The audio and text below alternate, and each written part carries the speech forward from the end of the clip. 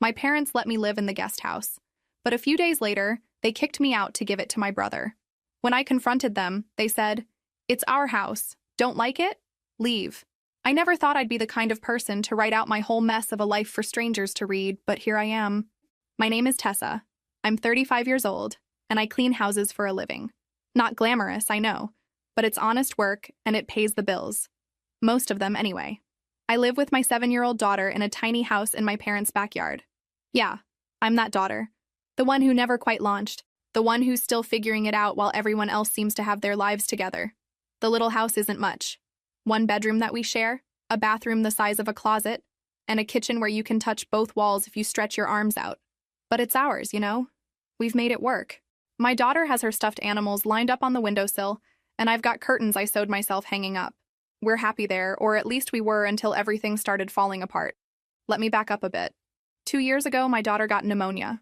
Like, really bad pneumonia. She was in the hospital for almost 2 weeks. Hooked up to machines. The whole terrifying thing. I have insurance through the state, but it didn't cover everything. The bills kept coming and coming. These thick envelopes that made my stomach drop every time I saw them. I'm still paying them off. $100 here, $50 there, whatever I can manage after rent and food and everything else.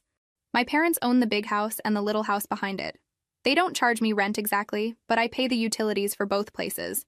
I also clean their house every single Saturday, top to bottom, for free. I grocery shop for them when my mom's back acts up. I drive my dad to his doctor appointments because he doesn't like driving in traffic anymore. I'm the helpful daughter, the reliable one, the one who shows up. Then there's my brother. He's 29, married for 2 years now to this woman who's nice enough but kind of shallow, if I'm being honest. He's the baby of the family, the one who could never do wrong even when he was doing everything wrong. He's had maybe 6 different jobs in the past 5 years, always quits because the boss is terrible or the hours don't work or whatever excuse sounds good that week. But my parents never push him. They just smile and nod and say things like, "He's finding his path," and everyone moves at their own pace. It was a Sunday in late September when things started. We were all at my parents' house for lunch, like we do most weekends. My daughter was coloring at the kids' table with my brother's wife, who doesn't have kids yet but treats my daughter like a little doll she can dress up and take photos with for her social media. My mom had made this huge pot of chicken stew, and we were all sitting around the table, passing bread, pretending everything was normal. My brother was going on about some business idea he had, something about flipping furniture he finds at thrift stores. My dad was nodding along like it was genius. Then, right in the middle of talking about sandpaper or whatever, my brother looks around the table and says, "You know what would be perfect for us? That little house out back." I nearly choked on my water. I looked up, and he was staring right at me with this casual smile, like he'd just commented on the weather. His wife lit up immediately, going, "Oh my God. Yes. We could fix it up so cute. We've been looking for a place to save money." My mother, my own mother, actually smiled. Like, a real smile. She said, "That's not a bad idea. It would be nice to have you close by." I felt my face get hot. I put my fork down carefully, trying to keep my voice steady. "I live there. Me and my daughter." My brother shrugged. "I mean, yeah, but it's not like you own it or anything. And we really need a place to get on our feet." Get on their feet. He's been getting on his feet for a decade. I wanted to scream. I wanted to flip the table. Instead, I looked at my dad, waiting for him to say something, anything. He just kept chewing his bread, eyes down, not meeting my gaze. I left early that day, making up some excuse about my daughter having homework. In the car, she asked me why I was crying. I told her it was allergies. The next few weeks were weird. Like, that uncomfortable weird where everyone's acting normal but you can feel something brewing under the surface. My mom started making these comments that seemed innocent but weren't. She'd come by the little house to drop off leftovers and say things like, "This place is really too small for 2 growing people, don't you think?" Or, "Have you thought about getting your own apartment? There are some nice affordable complexes across town." Affordable. Right. On what I make cleaning 4 houses a week after paying off medical debt, I'm lucky I can afford groceries. But I didn't argue with her. I just smiled and said I was fine where I was. My brother started showing up more often, which was new. He'd knock on my door with some flimsy excuse. He needed to borrow a tool. He wanted to check if I had any boxes. He was just saying hi. But I saw him. I saw him measuring the walls with his eyes, checking out the cabinets, peeking into the bedroom. His wife came by once too, And I heard her outside on the phone saying, "It needs work, but the bones are good. We could make it really cute. The bones are good." Like it was already theirs. I tried talking to my dad one afternoon when he was in the garage. I asked him straight up if they were planning to kick me out. He didn't look at me, just kept sorting through his toolbox like it was the most important thing in the world. He said, "Nobody's kicking anybody out. We're just talking about options." Options. That's what we were calling it now. "Dad, I pay the utilities. I clean the house every week. I help with everything. We know that, honey, and we appreciate it. But your brother needs help right now, and family helps family." I wanted to ask him what he thought I'd been doing for the past 7 years, but I didn't. I just walked away. My daughter was the one who really broke my heart, though. She's smart, way smarter than a 7-year-old should have to be. She started asking me questions.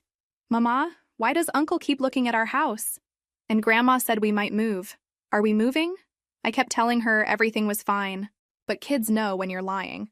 She got quieter, spent more time in her room with her stuffed animals, stopped asking me about her day at school. One Saturday, I was at my parents' house doing my usual cleaning routine. Bathrooms, kitchen, vacuuming, all of it, when my brother and his wife showed up. They had paint samples. Actual paint samples. They spread them out on my parents' kitchen table like they were planning a renovation on their own house. My mom was cooing over the colors. "Oh, this sage green would look beautiful in the kitchen."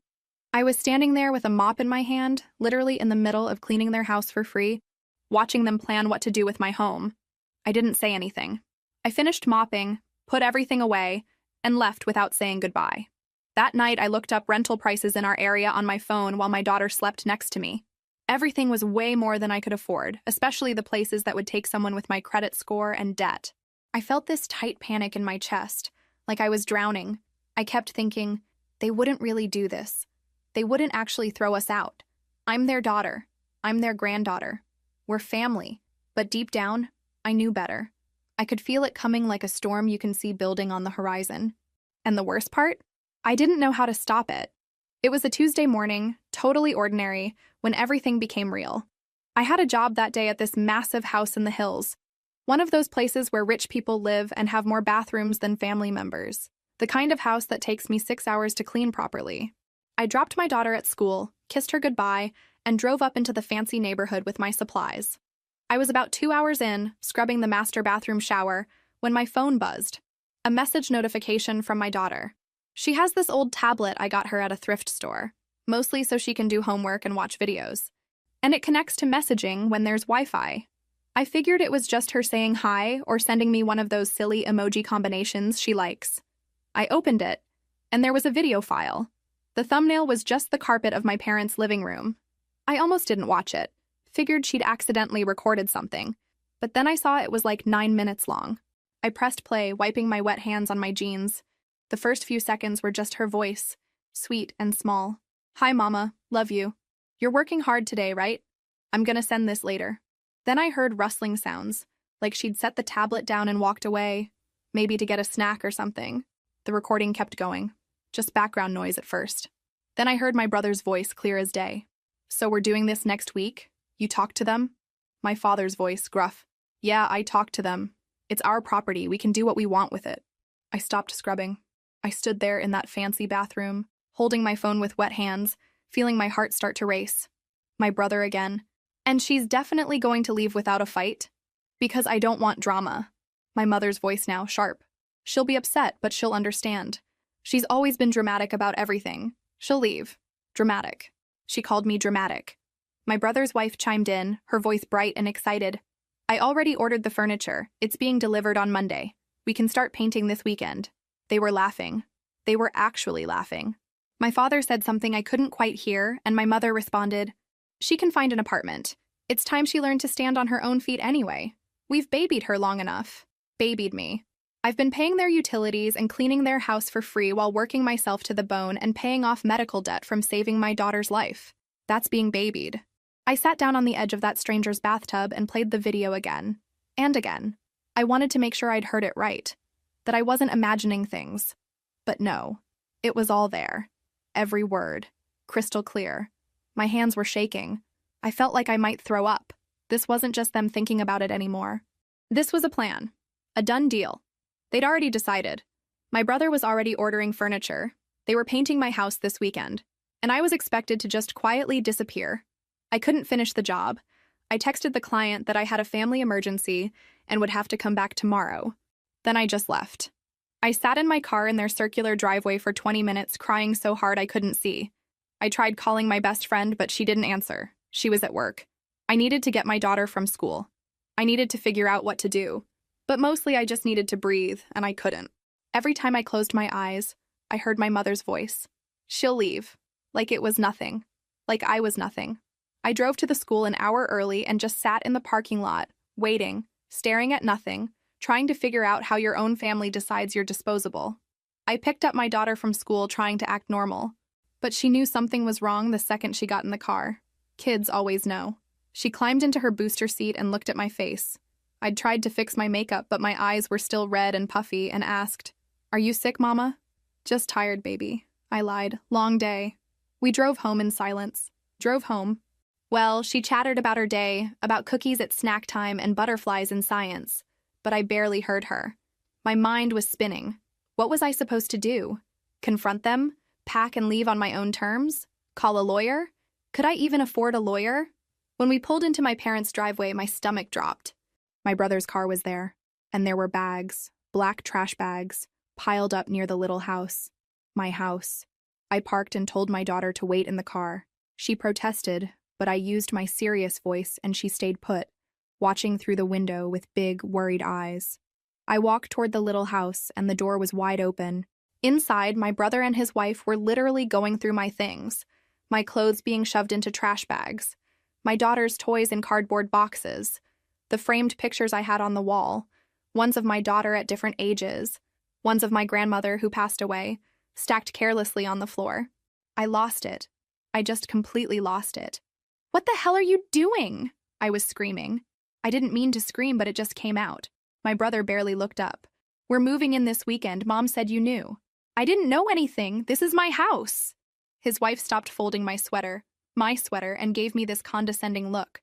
"It's not technically your house, though. It belongs to your parents." I wanted to hit her. I've never wanted to hit someone so badly in my life. Instead, I grabbed the sweater out of her hands. "Get out. Get out right now." That's when my mother appeared in the doorway. My father was behind her, hanging back like he always does. My mother's face was calm, almost cold. "We need to talk," she said. "About you throwing me out?" "Yeah, I think we do need to talk about that." She sighed like I was being difficult. "Nobody's throwing you out. We're asking you to find your own place. You're 35 years old. It's time. I pay your utilities. I clean your house. I help with everything. And we've let you live here rent-free for 7 years. My father finally spoke up, still not looking at me directly. "We think that's been generous enough." Generous. They thought they'd been generous. "My daughter's school is here. Her friends are here. We have nowhere to go." My mother crossed her arms. "That's not our problem. You should have been planning for this. You can't expect to live off us forever." Live off them. While I worked 4 jobs and they lived comfortably off my father's pension and my free labor. My brother cut in. "Look, we need this place. We're trying to save money and start our lives." "And what am I trying to do?" My voice cracked. I hated that it cracked. "I have a child. I have medical debt. I'm doing everything I can." "That's your choice," my mother said flatly. "These are the consequences of your choices." My choices. Getting my daughter emergency medical care was a choice now. I looked at my father, begging him with my eyes to say something, to stand up for me, to be my dad. He just stood there, hands in his pockets, looking at the ground. "You have until Monday," my mother said. "After that, we're changing the locks." She turned and walked away. My father followed her like a shadow. My brother gave me an awkward shrug and went back to packing my things into garbage bags like they were trash.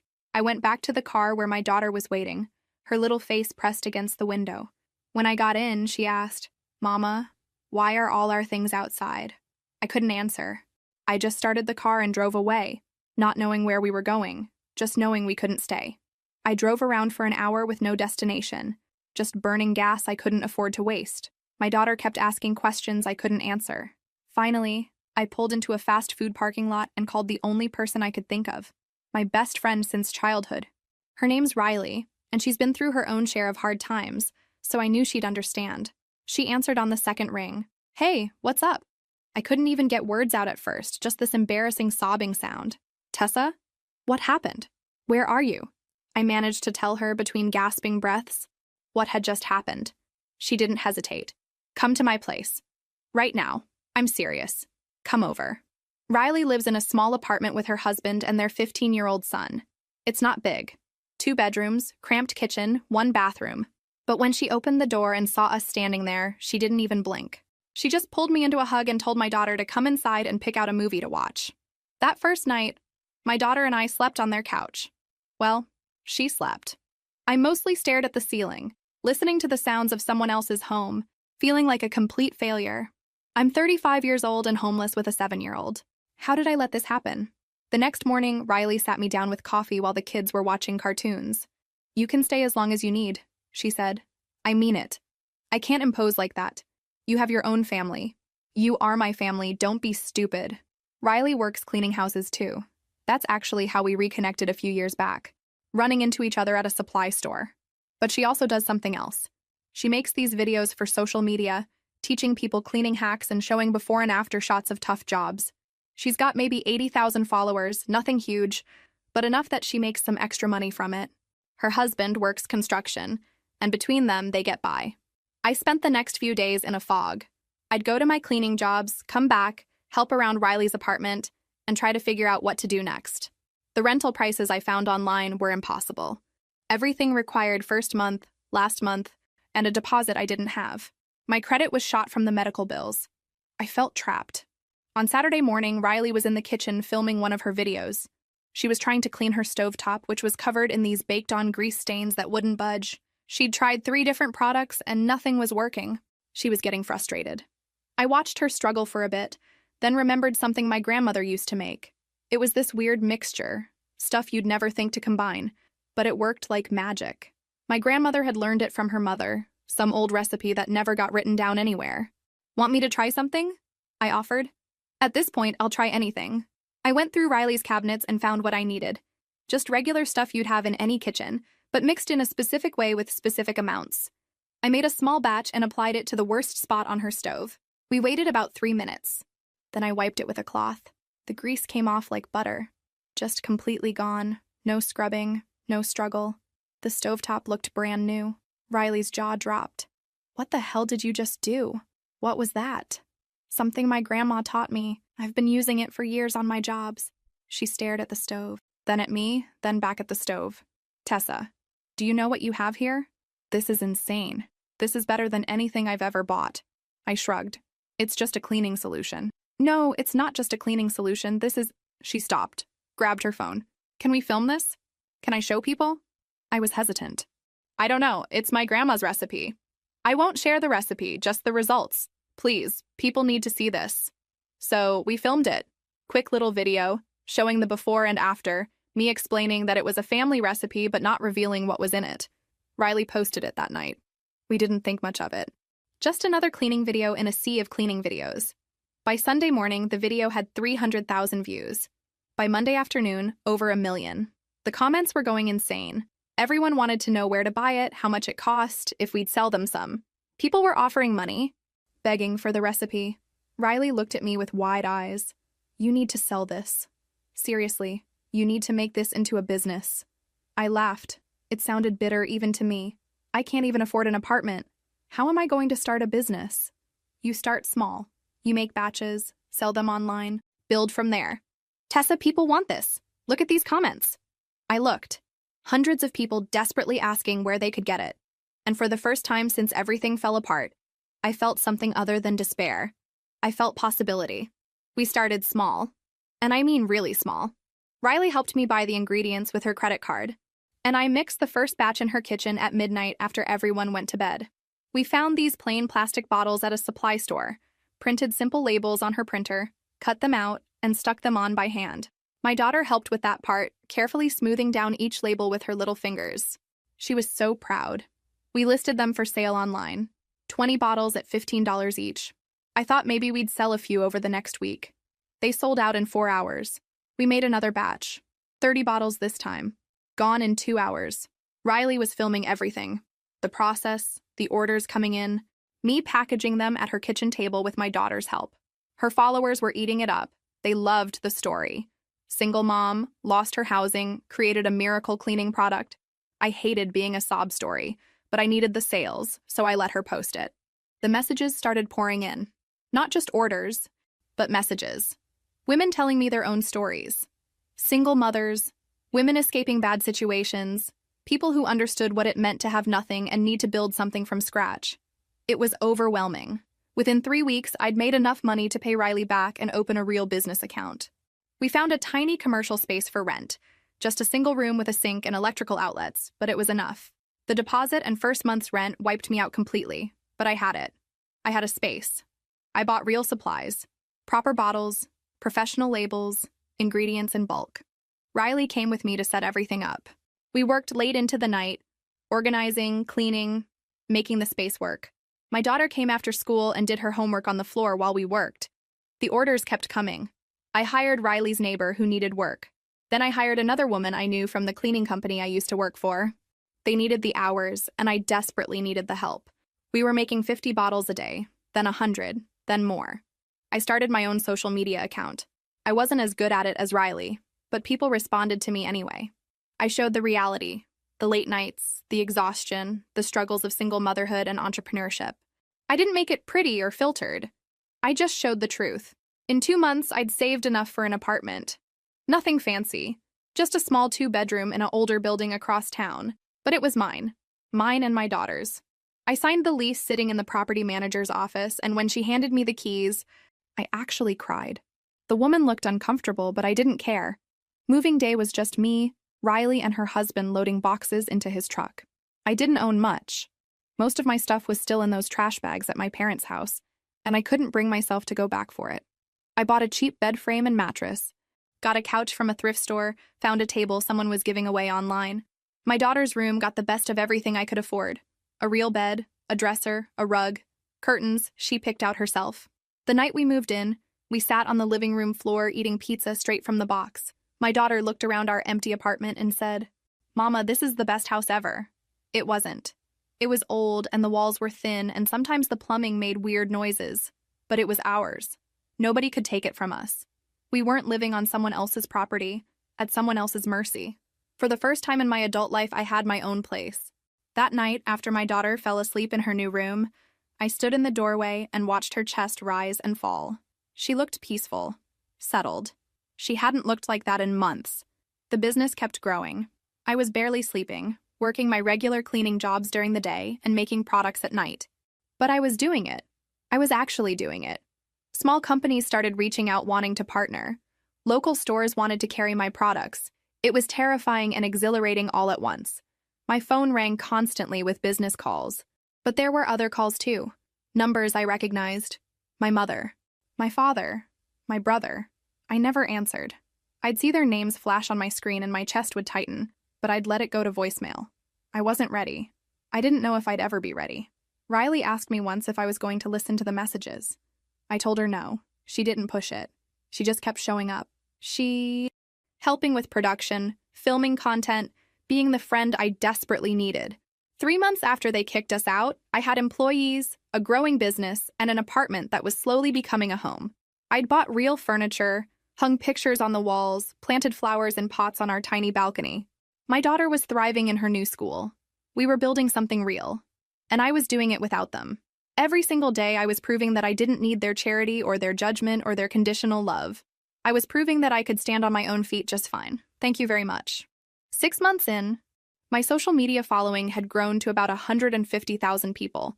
I wasn't just selling cleaning products anymore. I was building a community. Women would message me about their own struggles, their own family dramas, their own journey to independence. I tried to respond to as many as I could, usually late at night after my daughter was asleep and the day's orders were packed. A local podcast reached out wanting to interview me, then a morning TV show in a nearby city. I was terrified, but Riley pushed me to say yes. The TV appearance was surreal. They did my makeup, put me under bright lights, asked me about my story. I kept it vague, talked about being a single mom, about finding a family recipe, about starting from nothing. I didn't mention my parents or my brother. That wasn't their story to hear from me on television. After the show aired, sales went crazy. I had to hire 3 more people just to keep up with orders. I moved the operation to a bigger space, one with actual rooms and proper ventilation and enough room for everyone to work without bumping into each other. My employees, all women, all with their own hard stories, became like family. We'd eat lunch together, celebrate birthdays, cover for each other when someone's kid got sick. The money still wasn't great. Most of it went back into the business. More supplies, better equipment, marketing. But it was enough. I wasn't just surviving anymore. I was actually living.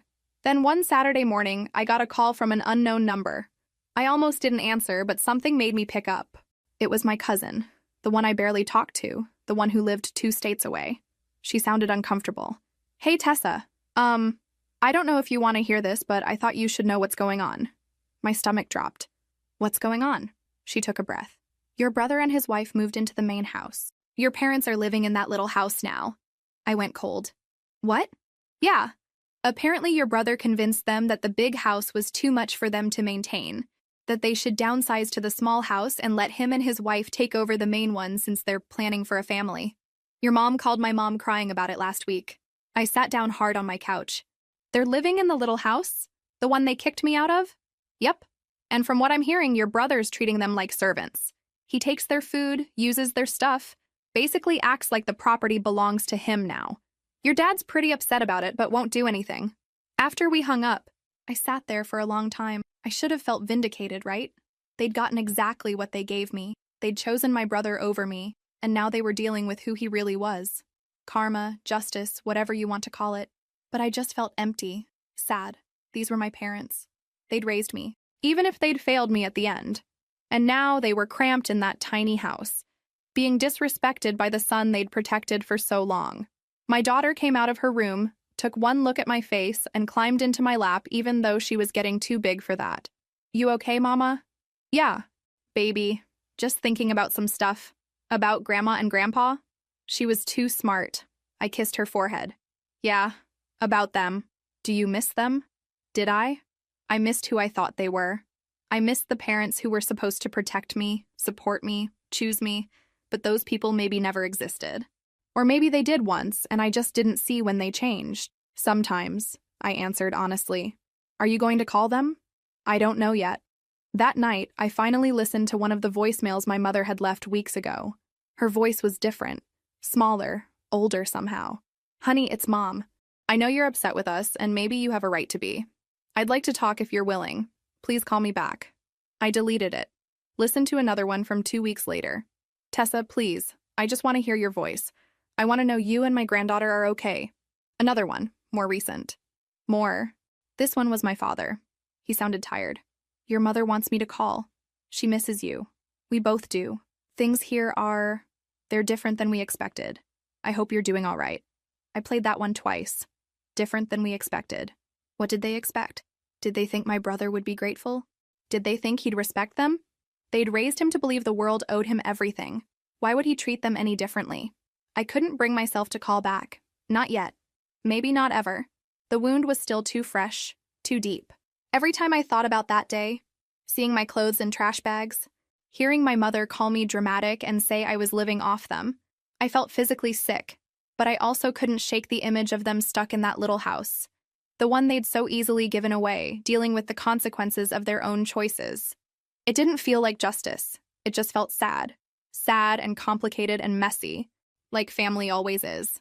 Riley came over that night with wine, and we sat on my balcony while the kids watched a movie inside. I told her everything. "So, what are you going to do?" she asked. "Nothing. Let them figure it out. They're adults."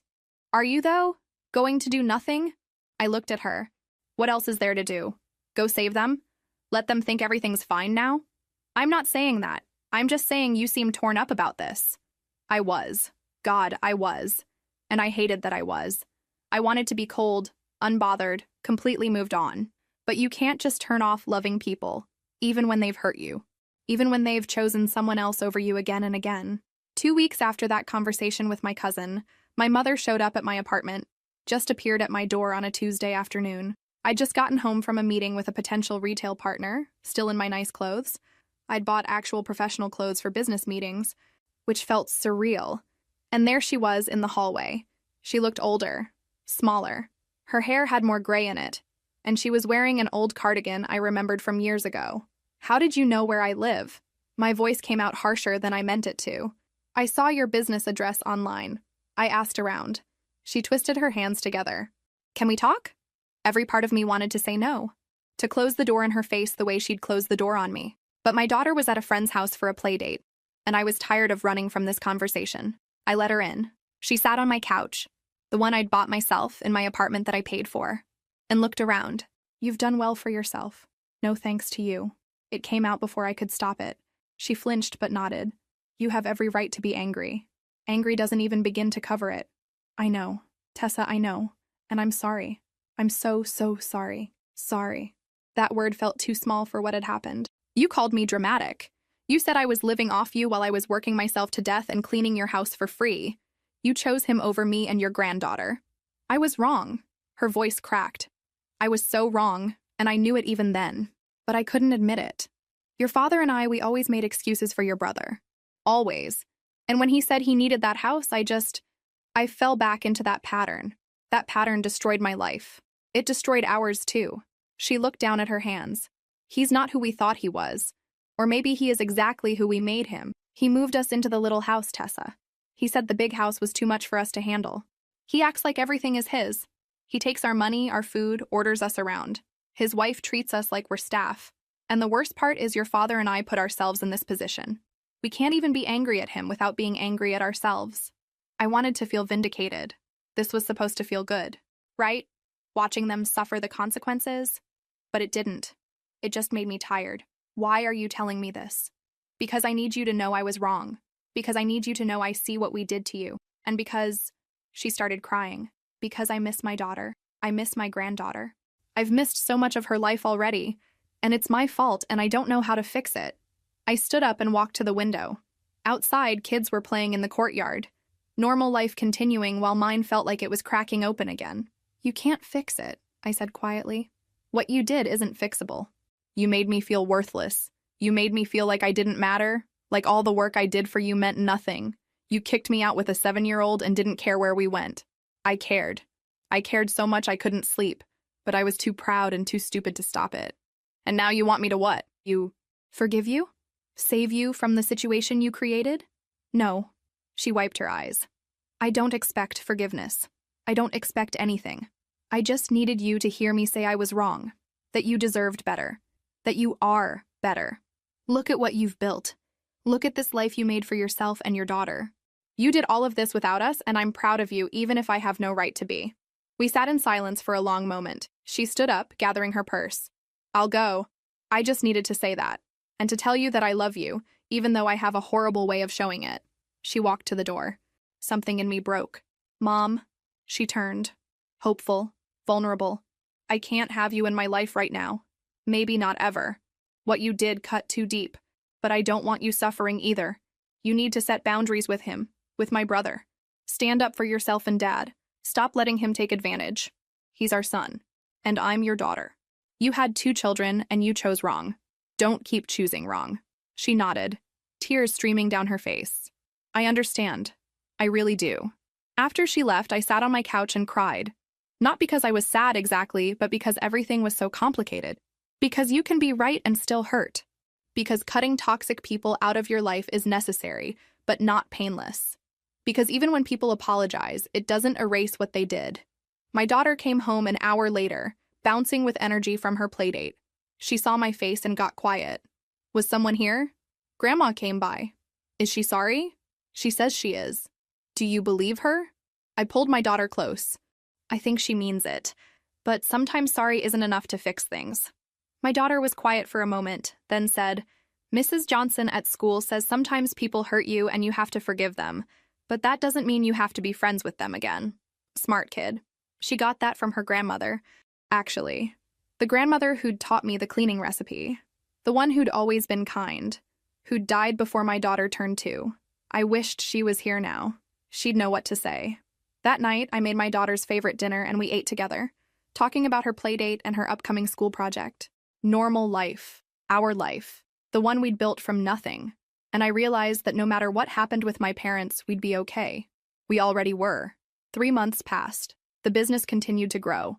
I stopped taking on cleaning jobs for other people and focused entirely on my products. We launched a website, started shipping nationally, got featured in some blogs about women entrepreneurs. It was surreal, honestly. A year ago, I was scrubbing other people's toilets and sleeping on a couch. Now I had employees who depended on me, inventory to manage, business decisions to make. My parents didn't try to contact me again after that visit. I heard through my cousin that things with my brother had gotten worse. He'd started bringing friends over at all hours, treating the place like a party house. His wife had quit her job, deciding to focus on content creation, which apparently meant posting photos of herself in my parents' house pretending it was hers. My father had tried to confront my brother about boundaries, and my brother had laughed in his face. I tried not to think about it. I had my own life to focus on. My daughter was thriving. She'd made friends at her new school, joined an art club, started talking about wanting to learn guitar. She barely mentioned my parents anymore. When she did, it was casual, like they were people she used to know rather than family. One evening, I was at the production space late, finishing up a batch of orders, when my phone rang. My father's number. I stared at it, debating. Let it go to voicemail like I'd done a dozen times before? But something made me answer. Dad? Tessa. His voice was rough, like he'd been crying or yelling or both. I need your help. My stomach tightened. What happened? Your brother and I got into it tonight. A real fight. He told me to get out of my own house. Said it was his now, that I signed it over when I let him move in. He's threatening to call the police on us for trespassing if we don't leave. Did you sign anything? Any paperwork? No, nothing. The house is still in my name, but he's acting like it's his. His wife's backing him up, saying we're unstable and making threats. Tessa, I don't know what to do. I'm too old for this. Your mother is scared. I closed my eyes. This was my moment, wasn't it? The moment to tell him I couldn't help, that he'd made his choices and now he had to live with them. That's what I should do, right? But I heard my grandmother's voice in my head. She used to say, being right doesn't mean being cruel. And my father, despite everything, sounded broken. Where are you now? Still in the little house. He's in the big house. We can hear them in there, laughing. Okay, don't engage with him. Don't fight. Just stay there tonight. Tomorrow, call a lawyer. The house is in your name. He can't take it. But you need proper help. Legal help. I don't know any lawyers. I'll find you someone. I'll text you a number tomorrow. But Dad, this is on you and Mom to fix. I'll help you find resources, but I can't fix your relationship with him. You need to set boundaries and stick to them. There was silence. Then, I'm sorry. For everything we put you through. I should have said that 6 months ago. I should have stopped your mother when she started down that road. I was a coward. Yeah, you were. Are we ever going to be okay again? You and me? I thought about it. Really thought about it. I don't know, Dad. Maybe someday, but not now. Now I need to focus on my daughter and my business and my life. You need to focus on standing up for yourself and Mom. I understand. And Tessa? I really am proud of what you've done. Your mother's been following your social media. We both have. Seeing you succeed, knowing you did it all without us, it makes what we did even worse, but it also makes me proud. After we hung up, I sat in my quiet production space surrounded by bottles of cleaning solution, feeling the weight of everything. I texted Riley, told her what happened. She called immediately. Are you going to get involved? She asked. I gave him a lawyer's number. That's all. The rest is on them. How do you feel? Tired. Sad. Relieved that it's not my problem anymore. Is that terrible? No. It's healthy. You set a boundary. That's good. But it didn't feel good. It felt necessary, which isn't the same thing. I found them a lawyer who dealt with family property disputes. I sent my father the information and told him to document everything. The threats, the behavior, all of it. After that, I stayed out of it. I had to. For my own peace. My cousin kept me updated. The lawyer got involved, made it clear that my parents owned the property, and my brother had no legal claim. My brother was furious. Threatened to sue them for emotional damages or some nonsense. His wife started posting things online about being betrayed by family. It was a mess. But it wasn't my mess. That was the mantra I kept repeating to myself. Not my circus, not my monkeys. I'd built my own circus, and it was going well. Still, late at night sometimes, I'd wonder if I should have done more. If I was being petty by maintaining distance. But then, I'd remember sitting in that fancy bathroom, hearing my mother call me dramatic. I'd remember the trash bags full of my clothes. I'd remember my daughter's scared face asking why our things were outside, and I'd know I'd made the right choice. Forgiveness doesn't mean reconciliation. Understanding doesn't mean acceptance. I could acknowledge my parents' regret without letting them back into my life. Those were separate things, and I was finally learning the difference. 8 months after my mother's visit, I was invited to speak at a conference for women entrepreneurs. A real conference with hundreds of people, in a hotel ballroom with a stage and everything. Riley came with me for moral support.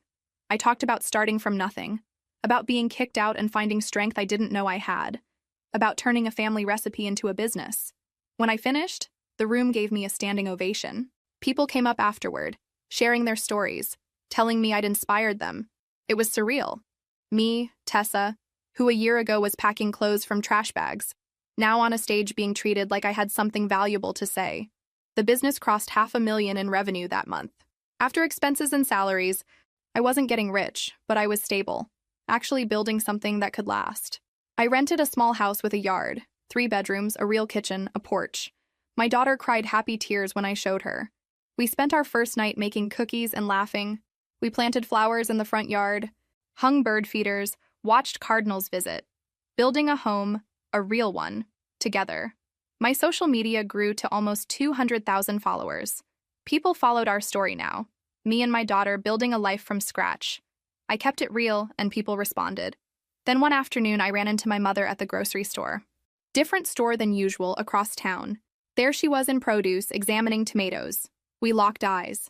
For a second, I thought about walking away, but I couldn't keep running forever. "Hi, Mom." "Tessa." She put down the tomato. "How are you?" "I'm good, really good, actually." "I can see that. I saw your conference talk online." "You watched it?" "Twice." Her eyes got watery. "You were incredible. I wanted to be there so badly, but I knew I couldn't." Awkward silence while people pushed carts around us. Finally, she asked, "How's my granddaughter?" "She's amazing. Growing like crazy. Wants to learn guitar now." She always was musical. My mother smiled sadly. "I miss her. I miss you both every single day."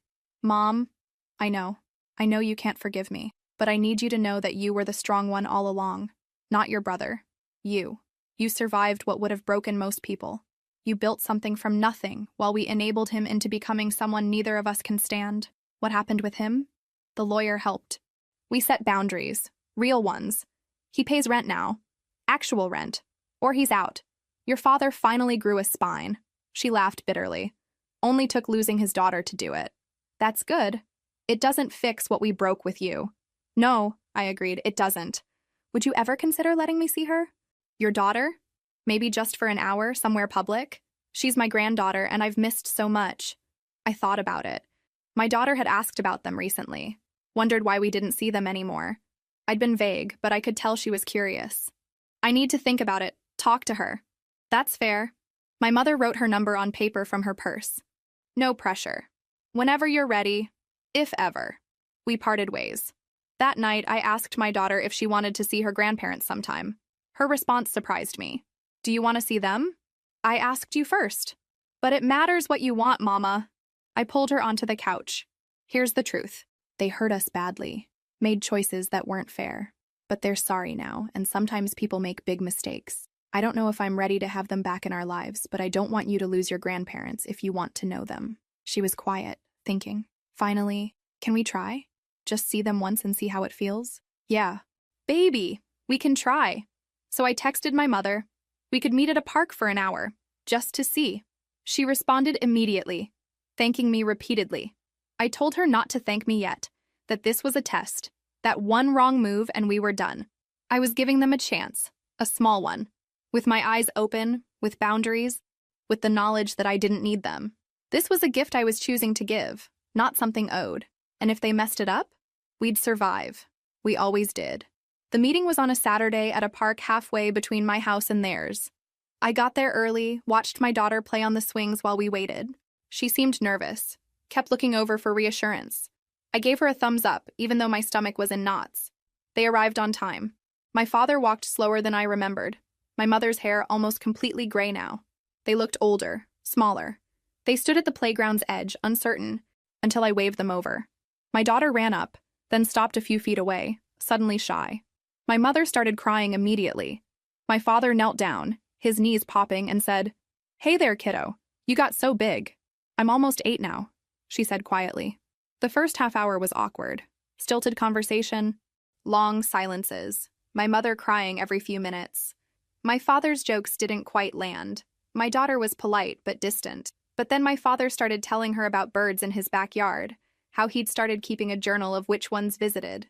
My daughter loved birds, obsessed with them since we put up our feeders. Her face lit up, and suddenly she was talking a mile a minute, asking questions, showing him photos of cardinals that came to our house. My mother watched them, smiling through tears. She turned to me. "Thank you for this. It's not easy," I said. "And Mom, this is me testing the water. This isn't everything going back to normal. That's never happening. I know. I'm just grateful for this." We sat on the bench while my father and daughter walked around the pond, him pointing out birds. It felt surreal and painful, and a tiny bit healing. "Your brother's moving out," my mother said suddenly. "The lawyer helped us draw up a rental agreement, and he refused to sign. Said we were treating him like a stranger. Your father told him that strangers respect boundaries better. They had a huge fight. He's moving to another state next month. How do you feel?" Sad, relieved, guilty, all of it. She picked at her nail polish. I enabled him for so long, made excuses, and pushed away the child who was actually there for me. I'm trying to forgive myself, but I don't think I ever will. Focus on being better going forward instead of punishing yourself for the past. She looked surprised. "When did you get so wise?" "When I had to raise myself and a kid at the same time," I said without bitterness. "Just facts. I've been going to therapy," my mother said. "Your father, too. We're trying to understand why we made the choices we made." "That's good. Really good." My daughter came running back, breathless. "Mama, Grandpa has a bird book with hundreds of birds. Can I borrow it sometime?" I looked at my father, who looked hopeful and terrified. "Maybe we can arrange that." We stayed another hour. By the end, things felt less strained. When we said goodbye, my daughter hugged them both. My father's voice cracked, saying, "See you soon, maybe?" "Maybe," I said. Non-committal, but not cruel. On the drive home, my daughter was quiet. Then, "They're different than I remember." "They are. People change. Sometimes." "Do you think they'll keep being different?" "Smart kid." "I don't know, baby. That's why we're going slow." "Are you happy we saw them?" "I'm okay with it. Are you?" She nodded. "Yeah. Grandpa's funny." And Grandma looked at me like I was the best thing she'd ever seen. That made my throat tight. That's how grandparents should look at grandkids. Over the next months, we met up a few more times. Coffee shops, parks, always public, always on my terms. They respected boundaries. They asked about my business, seemed genuinely proud. They brought my daughter small gifts, bird books, art supplies, and she warmed up to them. My father showed up at my production facility one day, unannounced, holding a manila envelope. "I'm not here to ask for anything. Just wanted to give you this." A check, a big one.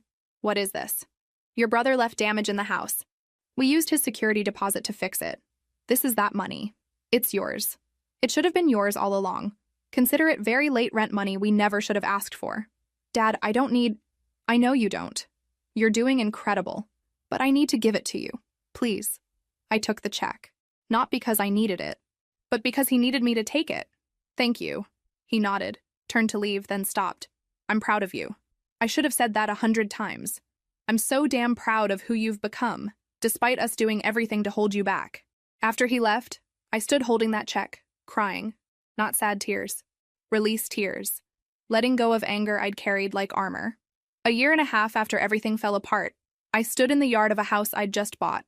Actually bought with a mortgage in my name, 4 bedrooms, a real kitchen with an island, a yard big enough for my daughter and the dog we'd adopted. A scraggly mutt with one floppy ear my daughter named Captain. Riley was there helping me move boxes, along with most of my employees who'd taken the day off. We'd become a real family, this group of women who'd fought their own battles. The business had crossed $1 million in revenue. I'd been featured in magazines, podcasts, even a documentary. My daughter was in her purple room hanging up posters, arranging stuffed animals. She'd grown so much. Confident, funny, smart. She talked about starting a business someday, too. She had dreams that weren't limited by other people's limitations. My parents came by with a housewarming gift. A bird feeder my father built himself. My daughter squealed and hugged them. Our relationship was still complicated. We saw each other maybe twice a month, brief visits, always on my terms. But they'd kept going to therapy, kept respecting boundaries, kept showing up in small ways. I wasn't sure I'd ever fully forgive them. Some wounds go too deep. But I'd found something better than forgiveness. Peace. I didn't need them, which meant I could choose to have them in my life without desperation or resentment. My brother had moved to another state and we didn't talk. I'd heard his marriage was struggling, that he bounced between jobs, angry at everyone for his own failures. I felt sorry for him. He'd been set up to fail by being given everything, never learning that struggle builds character. That evening, after everyone left and my daughter slept with Captain at her feet, I sat on my porch with wine and looked at stars. I thought about where I'd been 18 months ago, homeless, heartbroken, terrified. That moment in the bathroom listening to my family plan my eviction, feeling like my world was ending. My world had ended, but I'd built a new one from the ashes. A better one, where my value wasn't determined by how much I could do for others. Where my daughter saw her mother as strong, capable. Where I had real friends, real support, real love that wasn't conditional. I recorded a video for social media. Hey everyone, Tessa here. I'm in the backyard of the house I just bought. My house. That I paid for with money from a business I built from nothing. I wanted to thank everyone following this journey. 18 months ago, I was at my lowest. My family rejected me. I was homeless with a 7-year-old, didn't know if we'd survive. But we didn't just survive. We thrived. If you're going through something similar, if someone made you feel small or worthless, hear this. They're wrong. You have value beyond what you provide others. You have strength you don't know about yet. Sometimes the worst thing becomes the catalyst for the best thing you ever do. I didn't plan any of this. Life pushed me off a cliff and I learned I could fly. Or build wings on the way down. Whatever your cliff is, trust that you have what it takes to survive. And then build something beautiful. I posted it. By morning, it had 500,000 views. Comments full of people sharing their own stories, their own cliffs, their own wings. My daughter came out in pajamas. Captain following. Why are you crying, Mama? Happy tears, baby. Reading about how brave people are. She climbed into my lap. Are we brave? The bravest, I said, kissing her head. Later, I went to my production facility and looked at everything we'd built.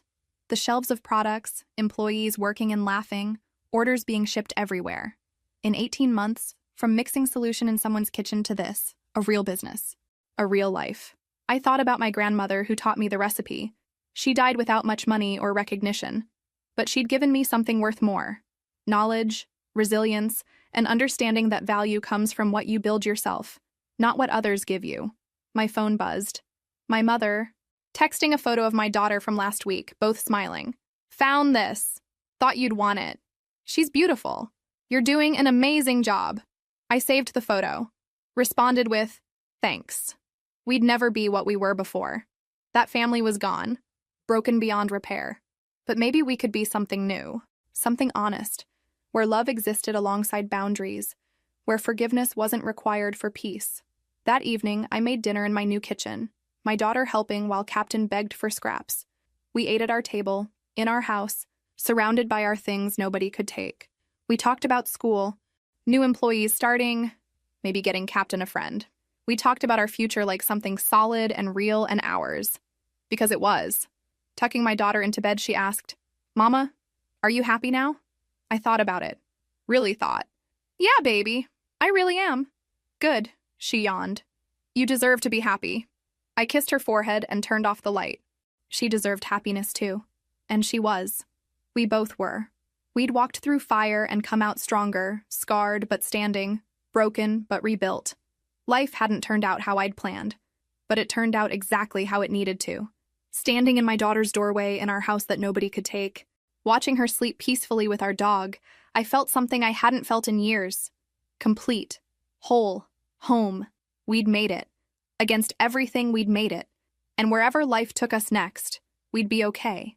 We were survivors. We were builders. We were enough. We always had been. We always had.